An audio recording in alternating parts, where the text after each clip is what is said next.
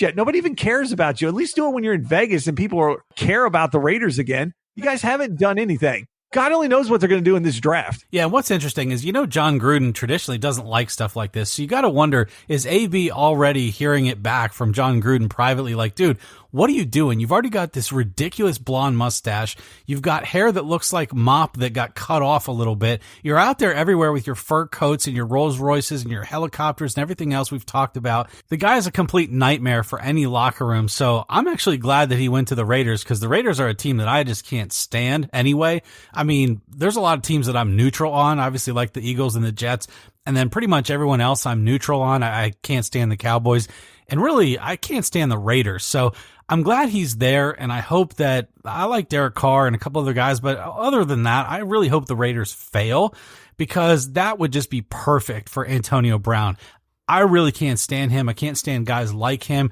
I hope Juju Smith-Schuster shows him up by being ahead of him on the receiving chart this year. I couldn't agree more. The Raiders deserve him. They deserve everything that's going to come from him and all that he's going to bring to this team. And I guess we talked about it weeks ago. When he goes to Vegas, God help the Raider fans at that point for what he's going to do and what he's going to put them through. But hey, they wanted him, so they got him. All right, so we got one last topic to talk about here on episode 242 before we get out of here for this week. It's the Masters. So let's go through some of the big names. Obviously, the biggest name out there, Tiger Woods. I saw you on Twitter touting your boy Tiger as your pick to win this Masters. So why is this year the year Tiger breaks through for major win number 15? Quite frankly, I just think he's playing really well right now. He did a phenomenal job in that Dell match play. He had basically a 10-minute stretch where he had a major brain fart and lost that match. And otherwise, he would have continued on in that match play. And he's always good in match play. So I feel like that was a good confidence builder for him. Then you look at Augusta, and even through the years that he struggled during this back injury and during some of his escapades with, obviously breaking up with his wife and wrecking his car and getting beat with a 9-iron and everything else, he really played well at Augusta the whole time. His worst finish in that event is tied for 40th, and that was an anomaly. If you look at all the times he's in the top 5, wins the event, or basically top 10, it's almost constant. I think he has a 32nd place, a 40th place, and then other than that, everything is better than top 20, and most of it is better than top 10. So this is just a place he feels comfortable at. He isn't showing any signs of injury right now. He's showing that his game is in all the right places. He's hitting all the right shots. I just think he's going to feel at home at Augusta. And I think it's going to be the first time, even with some of those good finishes, even those top 10 finishes over the past 10 years, I still believe that this is the first time he's arrived at Augusta with a mindset that he really has a legitimate shot to win this weekend. Now, outside of Tiger, I think there's some guys, though, that are going to give him a really tough time. And I think if you get to the end of Sunday and you don't have one of the major guys in golf winning this event, I'll be pretty surprised, because a lot of them are playing well coming into this event. I'm talking about guys like Dustin Johnson, Ricky Fowler, Justin Thomas. Molinari is hot right now. Guys like Spieth are even coming back. Rory is playing phenomenally. I think if you look at your top 10 in the world golf rankings, it's probably going to be one of those 10 guys that wins this event. That's how solid and good I think we're going to see Augusta's competition this weekend. All right, so let's talk about some of those guys right now. Rory's the favorite at 8-1. So his last 5 finishes, tied for 8th, 4th, tied for 10th, tied for 7th, tied for 5th. So is he worthy to be the favorite at 8-1 right now? Yes, absolutely, because of the way he's striking the golf ball off the tee.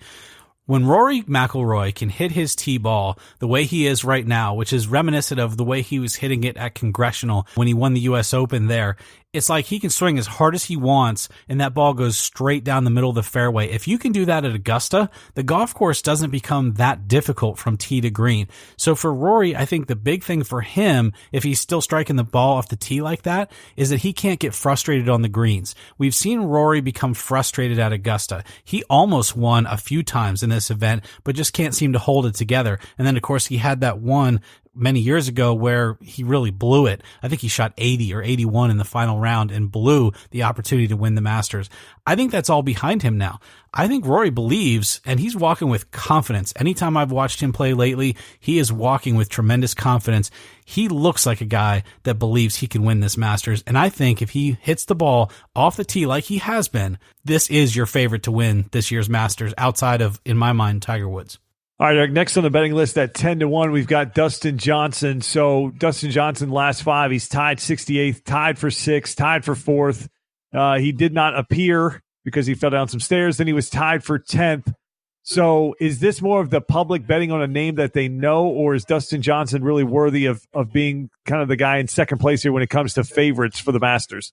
No, I actually don't. I don't think can he win this tournament? Sure, absolutely.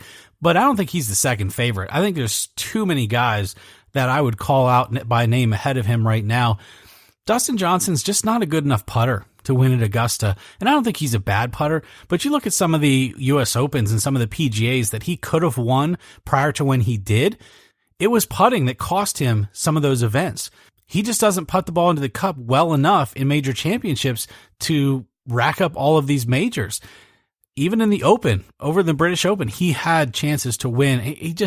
I don't think Augusta matches his style. He can overpower it with his long game off the tee, and I think that's why you see him finish so high on a regular basis, but it's the putting that gets him. And I just don't think right now when you're talking about Molinari, Rose, Spieth, Fowler, Rory, Tiger, those guys are all going to outputt him. All right, Eric, I might be jumping the gun a little bit here, but the guy I like to win the Masters this year, sitting at anywhere from 12-1 to 14-1 on the odds board, is Justin Rose. His last 5, he's tied for 14th, tied for 2nd, tied for 10th, 2nd, tied for 12th. So is this the year Justin Rose can get it done at the Masters? Yeah, I think Rose is a good pick. I think Rose could absolutely win the Masters. I think he's got the game for it. When he's accurate with his ball strike, he's one of the best iron players out there, which means his proximity to the hole will always be a bit closer than everyone else's. That reduces the difficulty of the putting. And Rose is a very good putter, and he's very streaky with the putter. He's a guy that can pour in a lot of birdies at one time.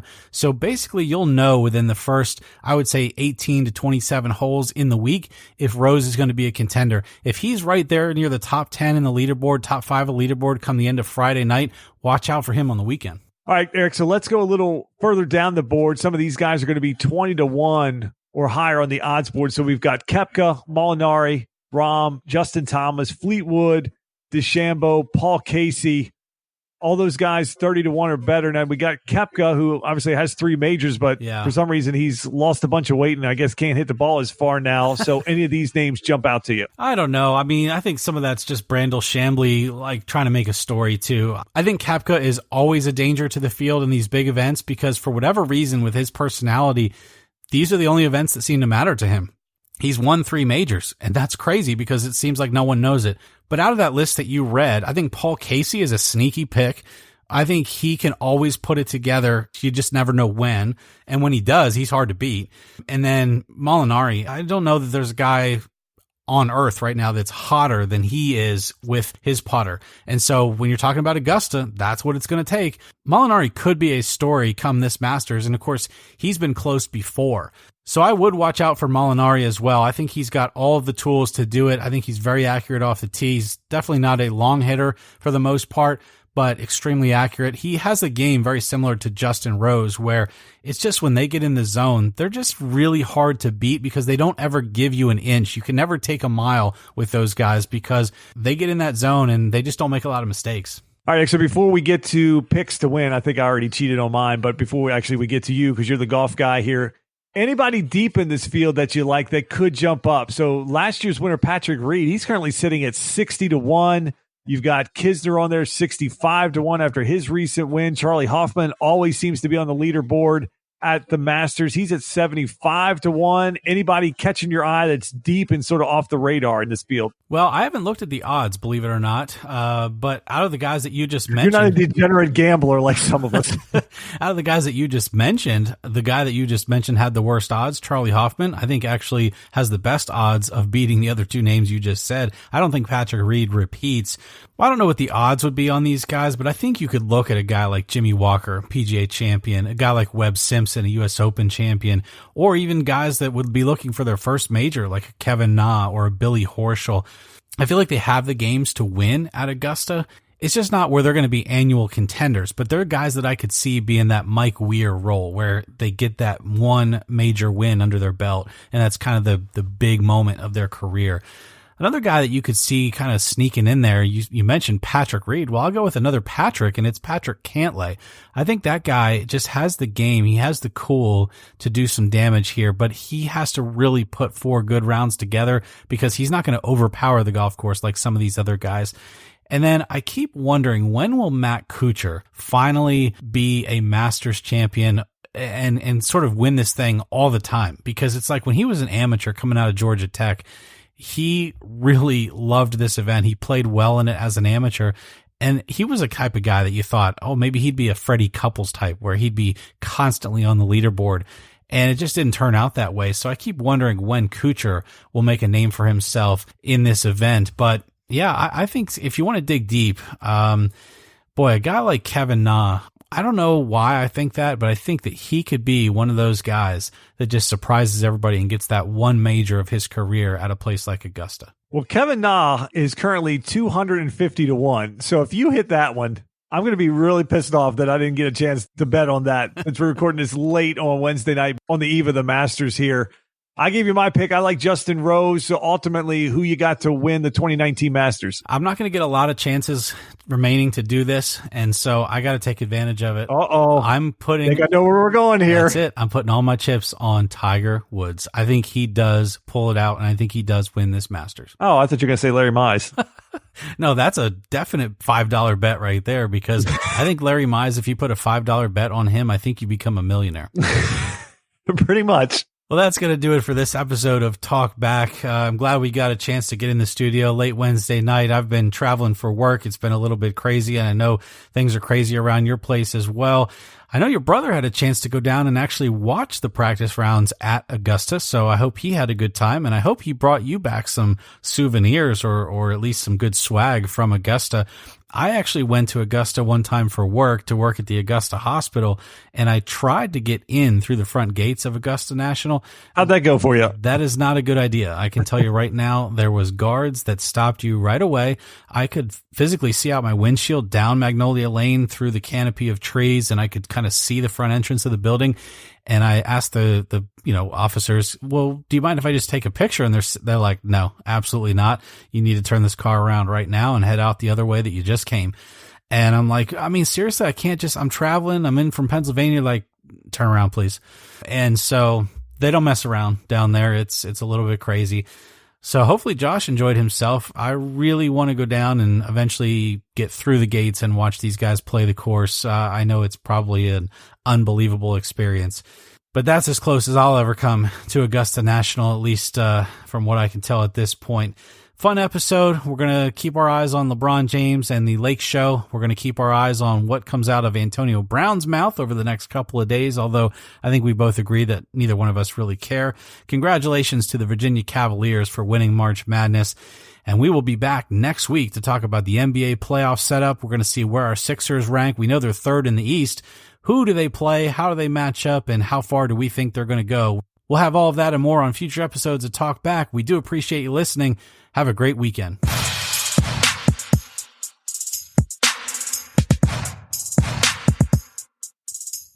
Thank you for listening to this episode of Talk Back. Staying current on sports is our #1 goal, so we drop a new episode each Thursday at 10 a.m. Eastern Standard Time on Apple Podcasts, Stitcher, or the podcatcher of your choice. For more info about the show, to meet the hosts, or to partner with us on future episodes, please visit TalkBackFanTalk.com. We really enjoy hearing your take on the world of sports, even when you disagree. After all, this show is dedicated to you, the fans. So get direct access to us on Twitter using @TalkBackJustin and @TalkBackEric. Check out our corporate feed on Twitter and Instagram using the handle @TalkBackFanTalk. We hope you have a great week. We'll talk back at you next time.